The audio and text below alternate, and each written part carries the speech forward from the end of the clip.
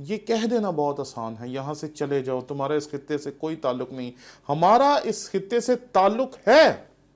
جتنے بھی بڑے بڑے سیاسی رہنما لے لیں، وہ کسی نہ کسی مشنری اسکول سے ضرور پڑھے ہوں۔ کوئی ایف سی کالج سے پڑھا ہے، کوئی گارڈن کالج سے پڑھا ہے، کوئی مرے کالج سے پڑھا ہے۔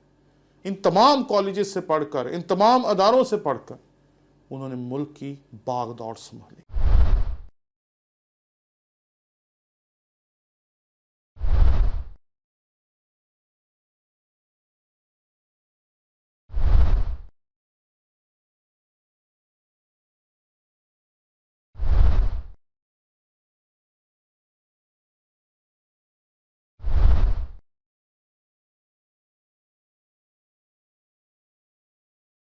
مسیح یسوع کے عظیم و جلیل نام میں آپ کی سلامتی ہو۔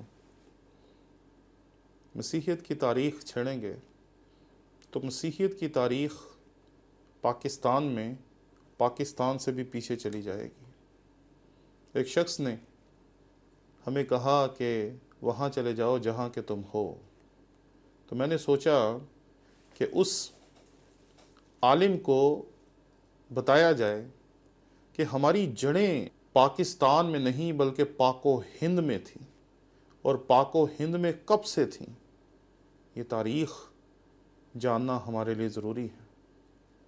مسیح یسوع جس کے بارے میں ہمارے ملک کے وزیر اعظم کہتے ہیں کہ تاریخ ان سے واقف نہیں، وہ شخصیت ہیں جو تاریخ کے ایک ایسے مقام پر کھڑے ہیں کہ تاریخ ان سے شروع ہوتی ہے اور تاریخ ان پہ ختم ہوتی ہے۔ جب قبل از مسیح ختم ہوتی ہے تو وہ مسیح خداوند ہوتی ہے۔ جب میرے خداوند کا سال شروع ہوتا ہے، جس کو ہم اے ڈی کہتے ہیں، بعض عقل مند اسے آفٹر ڈیتھ آف کرائسٹ سمجھتے ہیں، لیکن یہ لاطینی ہے جی، اینا ڈومنی دا ایئر آف مائی لارڈ۔ اور ایک مسلم عالم نے بہت خوبصورت اس کی تشریح کی، اس نے کہا میرے آقا کا سال ہونا چاہیے، میرے آقا مسیح خداوند کا سال۔ مسیح خداوند وہ شخصیت ہے جو تاریخ کو دو حصوں میں تقسیم کر کے کھڑی ہے، اور 52 عیسوی میں مسیح خداوند کے آسمان پر جانے کے چند سال بعد ہندوستان میں وہ شخص آیا جس نے مسیح خداوند کو کہا کہ میں تیرے ہاتھوں کے زخموں میں انگلیاں ڈال کر دیکھوں گا اور تیری پسلی میں ہاتھ ڈال کر دیکھوں گا تاکہ مجھے یقین آ جائے کہ تو وہی ہے۔ اور اس نے رخت سفر باندھا اور وہ پھر ہمارے پاس یہاں آیا، اور ہندوستان میں آ کر اس نے مسیحیت کی داغ بیل ڈالی 52 عیسوی میں۔ وہ ہندوستان آیا، یہاں مارتھوما کلیسیائیں آج تک قائم ہیں جو اس بات کی واضح گواہی اور شہادت دیتی ہیں کہ ان کا یہاں پر قیام جو ہے وہ مقدس توما، جسے رسول ہند بھی کہا جاتا ہے، اس نے ڈالی تھی۔ جب ہم مسیحیت کی قدامت دیکھتے ہیں تو اس کی گواہی صرف پادری لوگ نہیں دیتے، مسیحی نہیں دیتے، بلکہ دنیا میں سیر کرنے والا سیاح جسے مارکو پولو کہا جاتا ہے، اس نے اس کی گواہی دی کہ جب میں ہندوستان پہنچا تو یہاں چرچز قائم تھے، اور یہاں کسی مسیح یسوع کے شاگرد کے آنے کے نشان ملتے ہیں۔ ہم یہاں کب سے ہیں یہ جاننے کے لیے تاریخ دانوں سے بات کریں۔ ذرا ٹیکسلا سے ملنے والی اس کراس کا مطالعہ کریں جس کی عمر تقریباً 1000 سال سے زیادہ بتائی جاتی ہے۔ اسکردو سے ملنے والی اس کراس کو دیکھیں جو پتھروں کے اوپر کھڑی ہوئی چلا چلا کر بتا رہی ہے کہ ہماری تاریخ 200 سال پرانی نہیں ہے، ہم امپورٹڈ ریلیجن نہیں ہے، ہمیں یہاں درآمد نہیں کیا گیا، ہم یہاں پہلی صدی سے ہیں، اور پہلی صدی سے ہمارے قدم یہاں پر موجود ہیں، اور مختلف جگہوں پر مسیحی کلیسیائیں موجود ہیں۔ جب آپ مغلیہ دور کی طرف جائیں گے تو وہاں آپ کو مسیحیوں کے نشانات ملیں گے، آپ کو اکبر اعظم کے دربار میں جیزوٹس ملیں گے جنہوں نے اکبر اعظم کو جا کر انجیل کا نسخہ پیش کیا۔ جب آپ یہ دیکھنے کی کوشش کریں گے کہ ہم ہیں کیا، تو پھر آپ کو پتا چلے گا کہ مسیحیوں نے اس خطۂ زمین کو دیا کیا کیا۔ آپ کہہ رہے ہیں کہ مسیحی یہاں پر ہسپتال خرید رہے ہیں۔ پہلا ہسپتال جو یہاں بنا، ٹانک کرسچن ہاسپٹل، وہ 1868 میں ایک بنگالی ڈاکٹر جان ولیم نے آ کر یہاں قائم کیا، اور جس کی مدد کی مشنریوں نے اسے روپیہ پیسہ دیا تاکہ وہ یہاں پر ہسپتال بنا سکے۔ اس کے بعد سن 1904 میں لیپرسی ہاسپٹل راولپنڈی میں بنا۔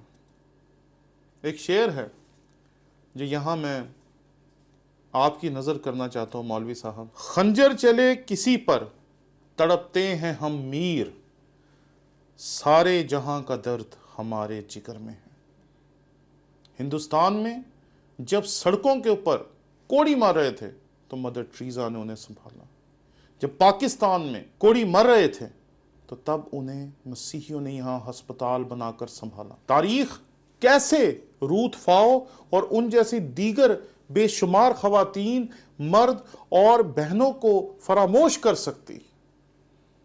آج بھی جب ہم ہسپتالوں میں جاتے ہیں تو ہسپتالوں میں ہمارا علاج کرنے والے ڈاکٹرز کے ساتھ خدمت گزار زیادہ تر بیٹے اور بیٹیاں وہ ہیں جنہیں مسیحیوں نے یہ خدمت کرنے کا درس دیا۔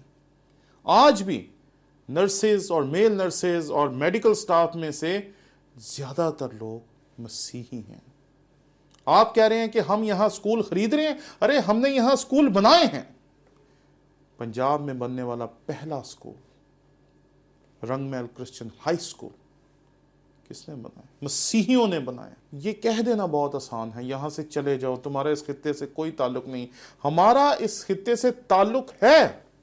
جتنے بھی بڑے بڑے سیاسی رہنما لے لیں، وہ کسی نہ کسی مشنری سکول سے ضرور پڑھے ہوں گے۔ کوئی ایف سی کالج سے پڑھا ہے، کوئی گارڈن کالج سے پڑھا ہے، کوئی مرے کالج سے پڑھا ہے۔ ان تمام کالجز سے پڑھ کر، ان تمام اداروں سے پڑھ کر انہوں نے ملک کی باغ دوڑ سنبھالی۔ آپ کیسے کہہ سکتے ہیں کہ ہم وہ لوگ ہیں جن کا اس ملک سے کوئی تعلق نہیں ہے؟ ارے بہت گہرا تعلق ہے اس ملک سے۔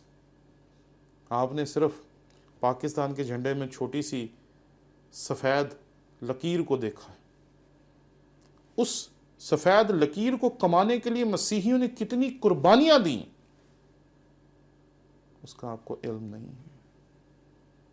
میں نے مسیحیوں کے گاؤں سے باہر عام گاؤں میں جا کے دیکھا ہے، مسیحیوں کی بستیاں اکثر کوڑے پہ قائم ہوتی ہیں، ایسی جگہوں پر قائم ہوتی ہیں جہاں بارش کا پانی بھر جاتا ہے۔ کیوں؟ یہ محبت ہے حاکموں کی اقلیتوں کے ساتھ۔ اور اگر آپ نے یہ محبت ہم سے دکھائی ہے تو ہمیں اس کے اوپر کوئی پریشانی نہیں، کیونکہ ہمیں پتا ہے کہ جب بھی کوئی شخص اس دنیا کی فلاح کے لیے اٹھتا ہے اسے آپ جیسے لوگ ملتے ہی ہیں۔ لیکن یہ بات یاد رکھنی چاہیے پاکستان کے، دنیا کے تمام مسیحیوں کو، کہ ہم جو کام کر رہے ہیں وہ بہت کمال ہے۔ جو ہم تعلیم دے رہے ہیں یہ بہت کمال ہے۔